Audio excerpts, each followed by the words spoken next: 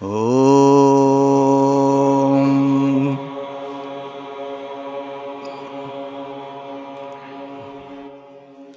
Om Shri Gurubhyo Namaha. Harihi Om. Om Gungurubhyo Namaha. Om Gam Ganapataye Namaha. Om Aim Saraswatyai Namaha. Om Gananam Tva Ganapati Gum Havamahe Kavim Kavinam Upamashrabastamam Jeshtarajam Brahmanam Brahmanaspata Anashrinmannudibhissi dasadanam.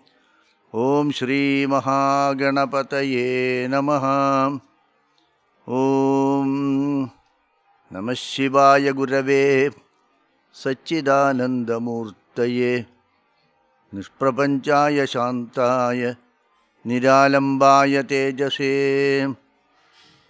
Om Yasyatmabhudasya Guraprasadat Aham Vimuktasmi Samsara Bandhad Sarvopadeshtu Shivanandamurtehe Mridvangriyukmam Pranadosmi Nityam Dayasindhum Denabandhum Shastrarthabodhana Patum Maskarindra Varam Naumi Sri Chidananda Sadgurum.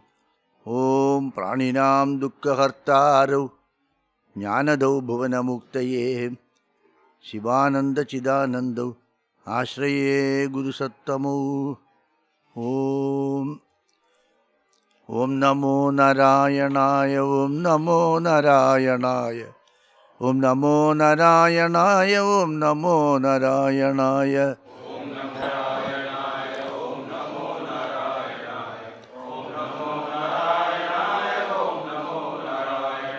Om Namo Narayanaya. Om Namo Narayanaya. Om Namo Narayanaya. Om Namo Narayanaya.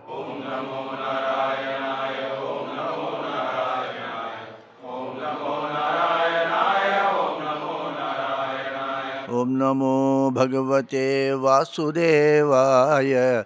Om Namo Bhagavate Ramachandraya.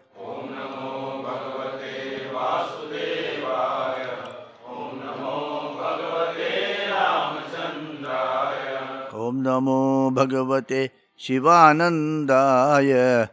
Om Namo Bhagavate Chidanandaya.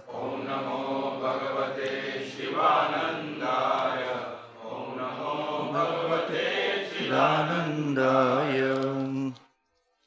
So I've been explaining to you yesterday all the entire Shastras are in the form of short formulae, aphorism, which is called Sutra. And the definition of Sutra is Alpaksharam, minimum letters, Alpaksharam Asandigdham, Saravat Vishwato Mukham. It is minimum letters without giving room to any ambiguity. And then it should contain the essence of the teachings, what you want to convey, and universal in its application, without any extra sounds, and flawless. And later on, the masters, the teachers who want to explain that, they explained according to the need of the students and according to the time. And some people also wrote special commentaries on certain areas. They are called the Bhashyas, Vartika, Vritti, Tika, Tippani, etc. From these things we now come to know the Shastra, the Yoga Sutra, whether it is Yoga, Sankhya, whichever be the Darshanam. Our knowledge is based on these basic sutras and the later commentaries by the different authors. It's not one author. So many people have commented upon that. Sometimes there will be little variation. The way of presentation, the methodology of presentation will be varying, and sometimes they appear to be little contradictory to each other. All these things are there. These are the bhashyas. Based on these bhashyas only we now speak about. So whatever now I speak to you is a commentary on that. I am not reading a text. I just quote you the sutras and then explain. So this is how the subject has been presented. And the sutras, ordinary meaning is a thread. It connects, it provides a link. The first sutra is connected to the second. The second sutra is connected to the third. And the third sutra is connected to the fourth. So it is a chain. And there is a continuity of the thought. There is no need to by heart it. The thought itself is contiguous. Suppose if you are asked to explain something you see, an entertainment,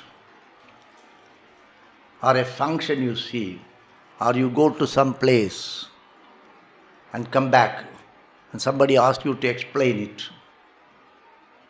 So how will you explain? Those thoughts are there in your mind. You just talk to them. You don't write a commentary and then speak and read out actually. Someone, when you go back home and someone asks you, you had been for 2 months to Rishikesh for a course. What is your opinion about it? What is that you gained? Is it worth? Then you know, see that it is like that. You give a description of the place, the description of the ashram and the teachers, the various subjects taught, and your opinion about it. All these things you explain, you don't have a book for that. It is your knowledge. Likewise, it is a knowledge. There is a continuous flow. There is no need to have a book. I talk to you, and the extent you understand is your knowledge. Even if it is there in the book, you can only refer. It will not be useful to you. So, but what is recorded in your mind, that is useful. So, these are all in the form of sutras. The moment you remember the sutras, the whole thing is unfolded. And to remember the sutra is also easy. This is the first thought, this is the second thought, like that.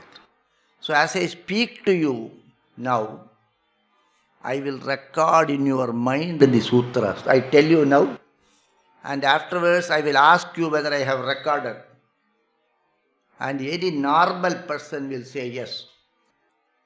Now I am not able to remember and I am not able to do anything means already you have got a negative approach to things.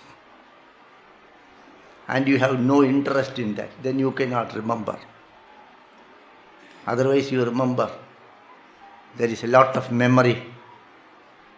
So it will be like that. So this was attributed, this Patanjali's Yoga Sutra. These sutras were told by Patanjali. So it is called Patanjali's Yoga Sutras. Patanjala Sutra, they call it as. Patanjali's, in English, Patanjali's Sutras. In Sanskrit, it's become Patanjala. Dasharatha's son is called Dasharathi.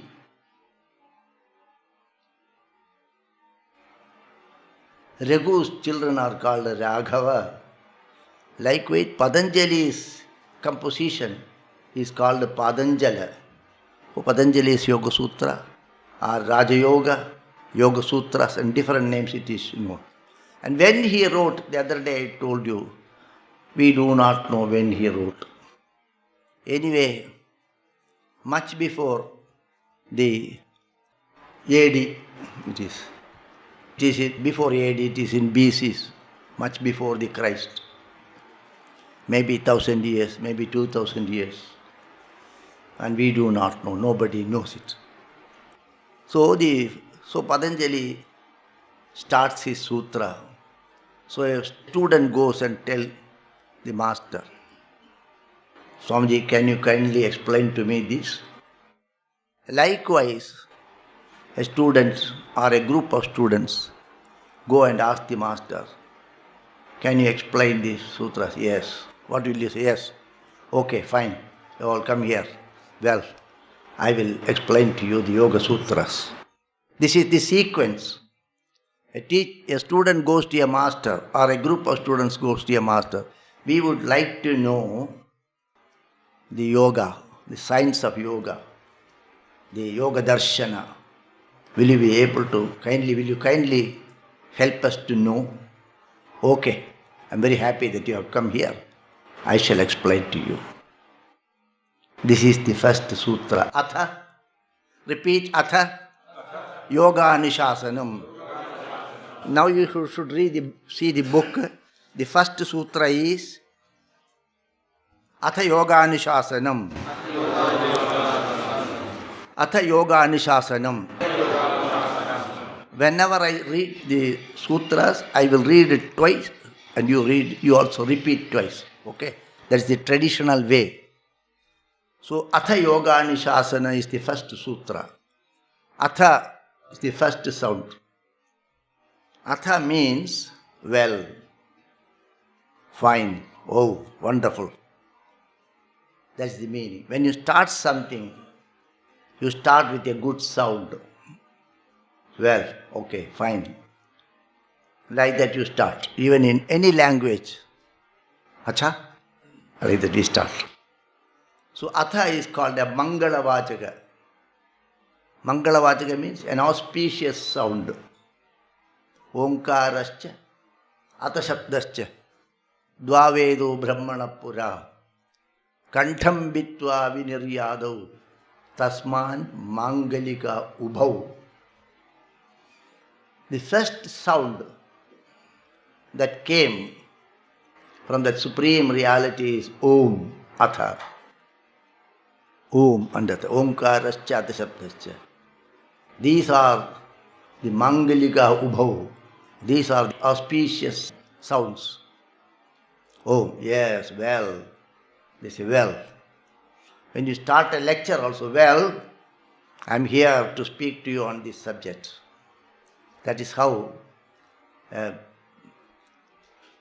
person who is to deliver a lecture will start. He will not start, hell with you. You stupid people, I have asked to come and talk to you. Nobody says like that. Even if they are stupid people, they say, wonderful people, I have come here to talk to you. So that well, Atha. Atha means well, Mangala Shabda. In the Bhagavad, when the Krishna avatar has to be told, Atha Sarva Gunopeta Kala Paramashobhana, then it starts. Well, the climate was so wonderful. When the time for the advent of the Lord has come, wonderful. Climate was wonderful. Oh, fine, beautiful. These are the meaning of the Atha Shabda. And it has also got different meanings. Atha also means then. Okay, then we start. When you ask me a question, then I look into your background. You ask me a question, Swamiji, tell me about Samadhi, one boy asked. Who asked that question? We go to a house, the father asked the question, Swamiji, speak something about God. His son, a 5-year child, come and ask me, Swamiji, kindly say something about God. So it depends upon where I should start. To this fellow where I should start. To this fellow where I should start. So he has got certain background. What is the input information in him? What is his receiving capacity? What extent he knows where I should start. So this then includes, all right, you have come to me to know more about the Yoga Shastra. And I know that you have got this level of understanding. Then beyond this, then you know this much. Then this. Beyond this, this. This then includes your eligibility your capability and your background. So depending upon the input knowledge in you, the availability of information in you, the information you have. So I shall add on to that. Now I shall add on to that. This then, now, two meanings are there. Now, whatever you know is okay. Now you add on these things to that. Now I shall explain to you the yoga. Yoga means you know. The Yoga Shastra. Shasana means I dictate to you, I explain to you. Anupaschat. So I shall now explain to you the Yoga Shastra. Now I shall explain to you the Yoga Shastra. This is the simple meaning. Beyond that is no more required for you. Don't get into all commentaries. People have written this much book which is available here. He has copied from every book and without understanding what it is. This book says this book says this book says this book says. What do you say? He doesn't have any knowledge. What do you say about it? I asked. Oh, he has said like this. Taimini has said like this man has said like this, that man has said like this. All these things they have read in English, not in the original text. That won't be of any use to you. So those who have really tried to contemplate on that, they can only bring out. And whatever they bring out, to what extent it is useful to you.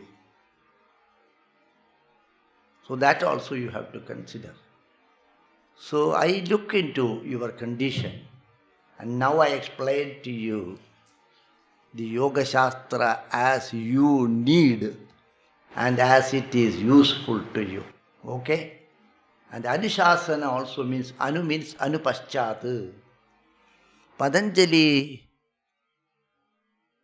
does not claim, he doesn't claim that this is my explanation. Already the masters have explained. I take out from that and explain to you. He never claims this is my explanation. Our masters always say, they never claim that knowledge is theirs. They used to say, I sat under the feet of that great masters. Tesham kripa kataksha vashat. Because of their blessing, this idiot got this knowledge. Whichever I know, I will share with you. That humility is required to understand the Shastras. You understand? Kripa kataksha vasha. Kripa you know. Kataksha you know. The glance. Tesham kripa kataksha vashat. There was a great saint called Sadashiva Brahmendra. A great saint. He lived in South India for. And he wrote a commentary for Brahma Sutra. And then there he says, Kvaham andamadi, ko Vedanta saradi. Where is this fool? Where is this Vedanta?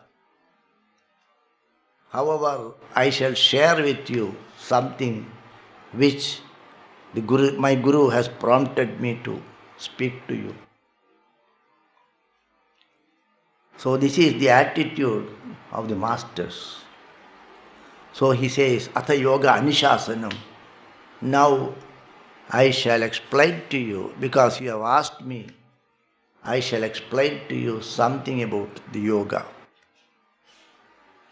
That is the normal meaning of it. And in the Shastras, there are certain specialities. The Indian Shastras, it has got lot of specialities which is not found anywhere in the world. As they open the subject, they will give you certain indications. You know, nowadays, if you go to a bookstall, the books are arranged like this. They can't keep the books like this. Too many books are there, they will pack like this, vertically. And in that spine of that book, the heading of that book, the title of the book will be printed. If it is Mind, Mysteries and Control, if it is kept like that, it will be written here. Physics, otherwise chemistry, astrology, astronomy, cricket.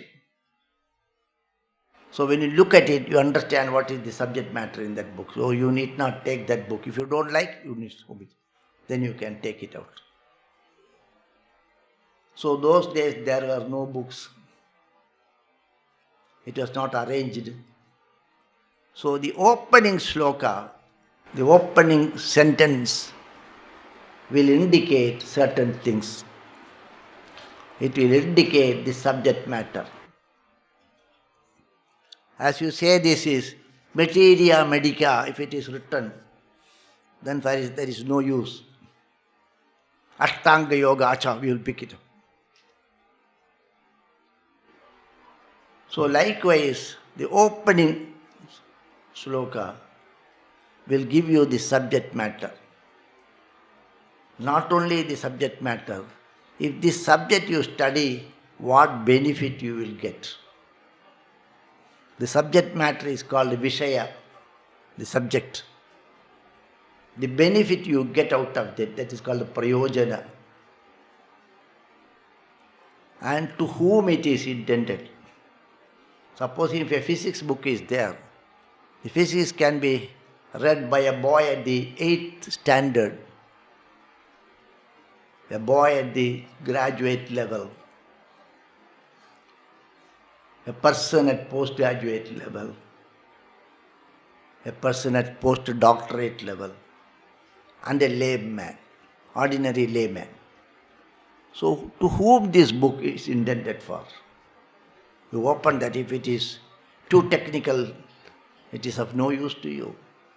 So book for beginners, guide, advanced, all these things are there. So the nature of the student, to whom it is intended for, it is called Adhikari. Adhikari, Vishaya, Prayojana, Sambandha. These 4 things will be there. You open up that, you will get these things. Then you can decide whether you want it or not. So it gives an indication as to whom it is intended for, to which type of student. It is called Adhikari. Your eligibility to go into this. And what is the subject matter? What benefit you will derive out of it? And what is the interpersonal relationship between the 3? Adhikari, Vishaya, Sambandha, Prayojana. So the first word Atha, then you know this much. So beyond this I give you. So this Atha indicates your eligibility.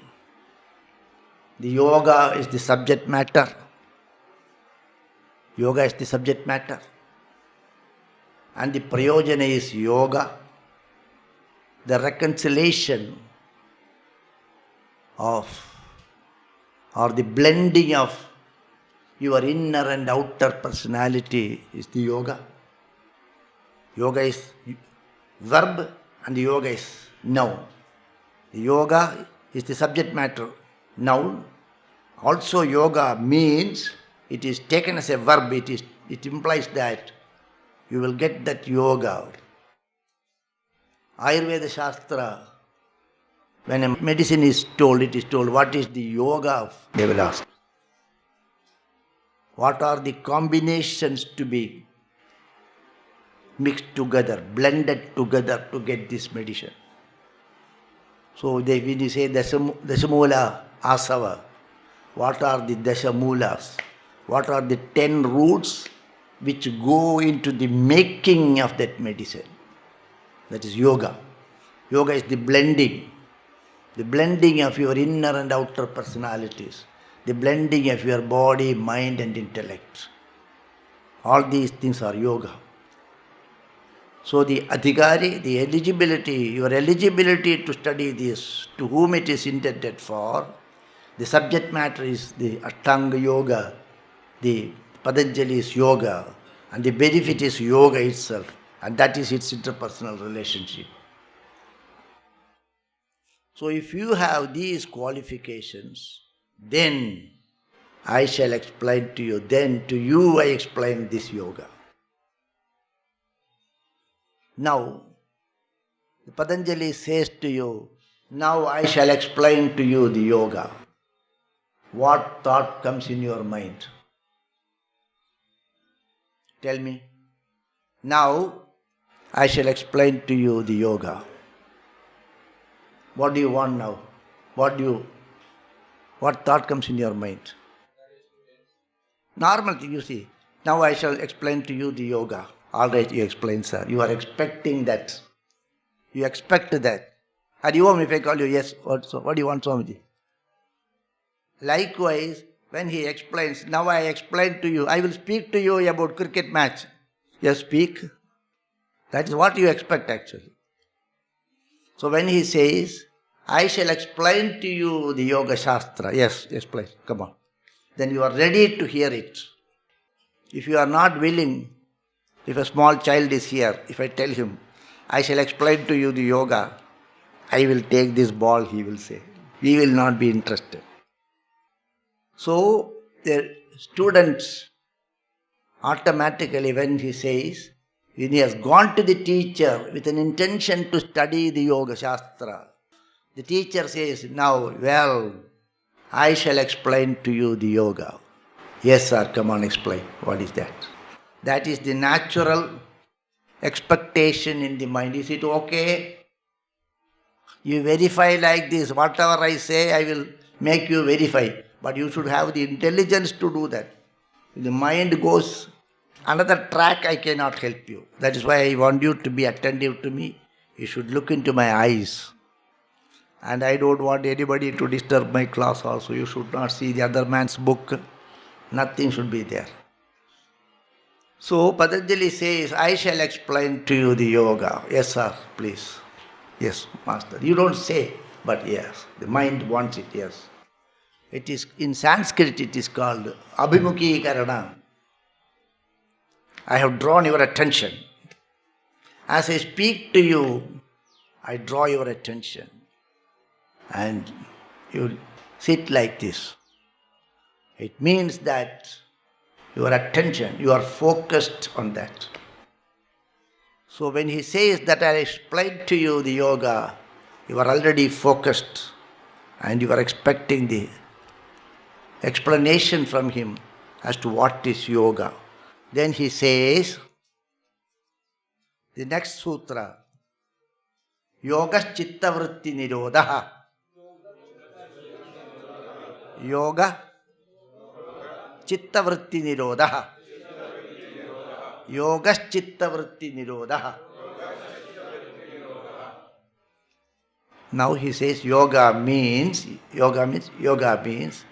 chitta means mind, vritti means the modulation, that thought process that is going on in the mind, nirodha, to bring a cessation of the thought process that is going on in the mind. Yoga means to bring to a standstill of the functioning of the mind.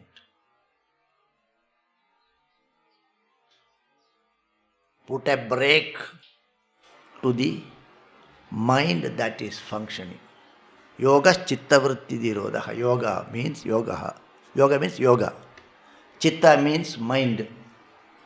Vritti means the functioning of the mind. Chitta vritti is one word. Chitta vritti means the functioning of the mind. Nirodha. Nirodha means the mind is thinking so many things. Hey, stop here. Apply a break. Yogas chitta vritti nirodha.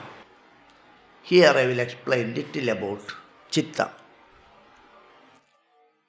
The mind is a terminology which you cannot understand much. What is mind? We have mind. I am very disturbed, all these things we say. But what is this mind we cannot say, because it is only a word, it is only a sound. It has no form. The other day I told you, things have form and things have name. Some have form and name. Some have name only.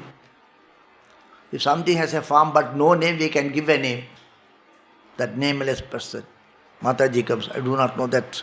Mataji from German, something like that we will indicate. So, if something has got a form, we will attribute a name automatically. If something has no form, name alone is there. To conceive that is a little difficult. It is mental. Mentally you conceive. You cannot conceive like this. So there is some difficulty. So what is this mind? Nobody knows, although we have some ideas about it. In the Shastras, they divide the mind based on its functions. We indicate a person, a tall fellow, a white man, a black person, a short person, something like that. A person who is wearing white kurta. These are certain lakshanas, certain indications. Likewise, the mind has got different functions. Based on the functions, we give different names. A person, suppose if he is a manager of a company, managing director, so they say MD. People call me GS Swamiji, General Secretary Swamiji. General Secretary Swamiji is my function. I am not a General Secretary. General Secretary Swamiji. Like that MD. The very same MD, when he goes to his home, his son will call him as Papa. Someone calls, can I speak to MD? Then, Papa, somebody calls you, he will say. So the MD has become Papa. So functional separation. We make functionally, we separate that. Likewise, the mind stuff has got multiple functions. The mind is doing so many functions. Some we differentiate. Accordingly, we have 4 main names. The normal name for the mind is, according to the Shastras, we have external instruments, the hand, the legs, the eye, nose, ear, so many things. These are called karanas. Karanas means instruments. We use the hand to lift it. As we use a pen to write, we use the hand to pick up something. We use the leg to walk. We drive a car. Likewise, this is also a car. We drive this car to walk down, to walk up. So a tape recorder speaks. Likewise, I make this tongue to speak.